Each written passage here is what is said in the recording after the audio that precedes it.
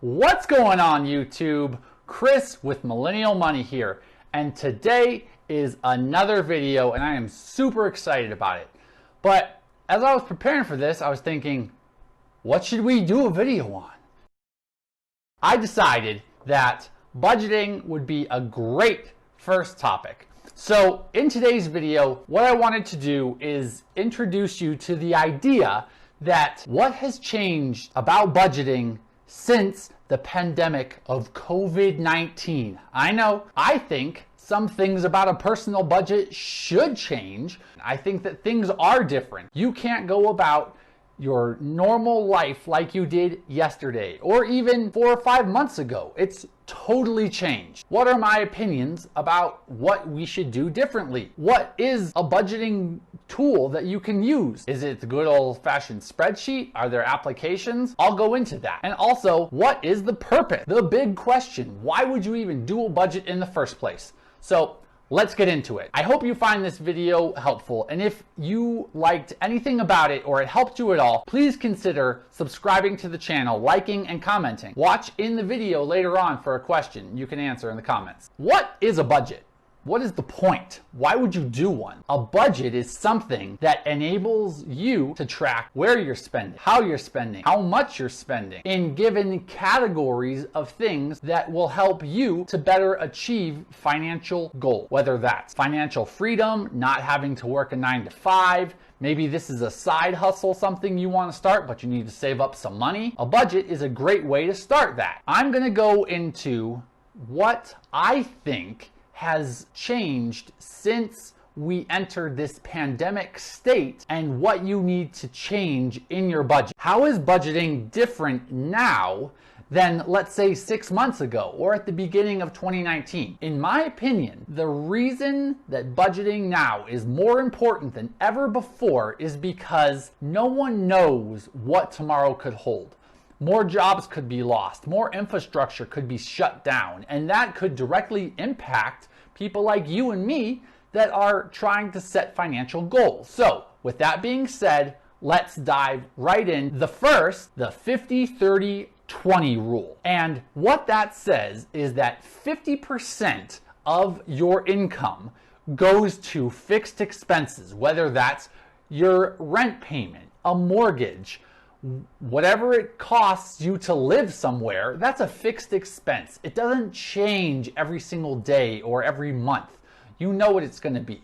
Utilities, you know what those are going to cost you. Those might fluctuate a little more, but regardless, you're still going to have to pay them based on the amount of electricity you use, based on the amount of water you use, based on gas, all those kinds of things. The other 30%, the 30 in the 50-30-20, is discretionary spending. So what is discretionary spending? Pretty simple. It's spending that you get to choose whatever you want to spend it on. Let's say you want to go out to dinner with your friends. Let's say you're feeling splurgy and you're going to go to Chipotle instead of ramen noodles. Well, that would be a discretionary expense as opposed to the food that you already have back at your house or your apartment. 30% of your net income, which is after they've taken out taxes, that is what you get to spend on whatever you want. 20% of your net income, which is money that you get after taxes are taken out, after Social Security, after Medicaid, or any other deductions that you might have, that's what you get to save. In this case, that is probably the most important number because that number, 20%, is going to get you to your retirement, to whatever that goal is. That's my goal. Save money from every single paycheck so that I can retire early. I don't want to work till I'm 65 or 72, whatever the number is these days. It's always changing. And depending on what happens in our world, who knows? Social Security might not even be a thing, but that's another topic. The other type of budgeting that you can do is called zero-based budgeting. And what that focuses on is making sure that each line item, so let's say your rent payment, your utilities, your car insurance, anything like that, you deduct those numbers.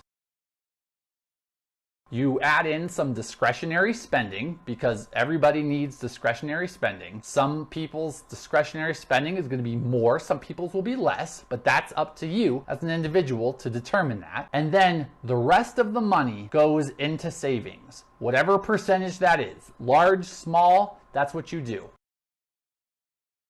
And with a zero-based budget, the goal is at the end of every month to have $0 left in your bank account so that you have laid it out how you're going to spend each dollar. Now, it's a little more tedious this way, but it can have some real advantages when you're going through that much detail. Determine how are you spending money? Are you spending way more money than you thought on subscriptions? Or are you eating out way more than you thought you were? So this is where zero-based budgeting might help more than the 50-30-20 rule. But every person's going to have to make that decision for themselves. Now, what are some free tools you can use to help with a budget? Well, guess what? I've got 4 of them for you here today. So the first one, and this is my personal recommendation, this is what I use for my budget, is called Mint. This is a QuickBooks application. It's totally free. It syncs with your bank account and it pulls in all your transactions line by line, and then you create a budget and you can do all kinds of different things with that tool. I really like it because it's super easy. It takes time to set up, yes, but any budget is going to require that time and that detail to go into it. The second one, which I have not personally used, but based on reviews and things that I've heard from other people, is really good, is called Pocket Guard. Now, what Pocket Guard does very well is it helps you to control your spending. It tracks all of those transactions that you will incur throughout a day or a week or a month, and it is helping you to just control those and alert you as to what's going on. Third, we have You Need a Budget, or YNAB. Now, this one is free for 34 days.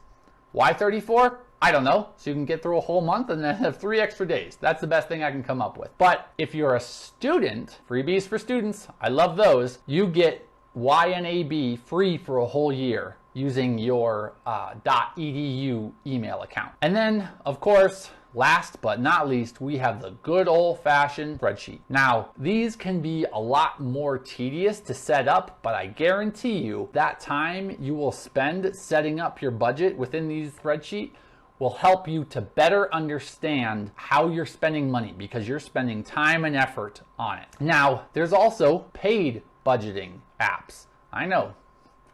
Why would you use a paid budgeting app? Well, some of the features and functionality that they may offer could be beneficial to you. So I'll let you be the judge. Pocket Guard, as I mentioned, which is also a free budgeting app, has a paid subscription of $34 annually or $3.99 a month, totaling, wait for it, $47.88 a year. Just saying, pay once, save $13.88. Sounds like a win to me. The second app is called Every Dollar. Now, this is a zero-based budget specific tool. If you're trying to get to that $0 number, this might be a good one. But the price tag is a little heftier. It's $129.99 or $130 essentially. Third, we have YNAB again. You Need a Budget is what that stands for. And this is $84.99 annually or $11.99 a month. Quick math, $143.88 a year. If you pay monthly, pay that $84.99, save yourself $58.89. Just my opinion. You make the choice. So now we've talked about why you need to save, what is a budget, and what are some tools that can help you get there. So what's the purpose behind all of this? You've got apps, you know that there's different ways to do it, 50-30-20 or zero-based budget, and we know that savings probably more important than ever if we want to retire and in our crazy world. But what is the goal? The goal of a budget is to see where you spend your money, develop discipline, and wait for it, recognize and set financial goals. This is, if you take nothing else away, this is the most important part. By doing a budget, you are only helping yourself to achieve financial freedom, and it is so important, so important. Everybody should do it. I know that it's hard. I know that money is a frustrating topic, especially if you have a spouse, or fights happen all the time. But you know what? This is totally worth it, 100%. By doing this, by seeing where you spend money, you're also developing discipline, and you're able to set a goal. And guess what? That first goal might just be making a budget. It could be that simple, but it is so important. So down in the comments, down below, what's the first financial goal that you want to set and achieve? Go ahead, let me know. So now I want to share a quick personal story. I didn't start budgeting until I was in my mid-20s. And admittedly, there was a budget in play, but I didn't follow it. And I can tell you with 100% certainty that within the past 2 years of actually following a budget and gaining that discipline to actually follow through and set financial goals, my life has been so dramatically altered that sometimes I don't even recognize myself and the financial situation that I find myself. If I can stress anything, please do yourself a favor. Start a budget, learn about your money and where it's going and what you're spending it on, because that will only empower you to make financial decisions that are in your best interest for now and the future, which is what we're all trying to get to, right? We're all trying to make smart choices today so that we benefit ourselves and help ourselves so it's easier when we're older. That's the goal. Thank you for watching this video. I really appreciate it. If you found any of this helpful, please go ahead, subscribe, hit the bell for notifications so that you don't miss any of this millennial money content, and go ahead, hit that like button. The YouTube algorithm absolutely loves it, and it helps me to know that you guys like this. Thanks. I hope you guys have a great day, and I'll catch you next week.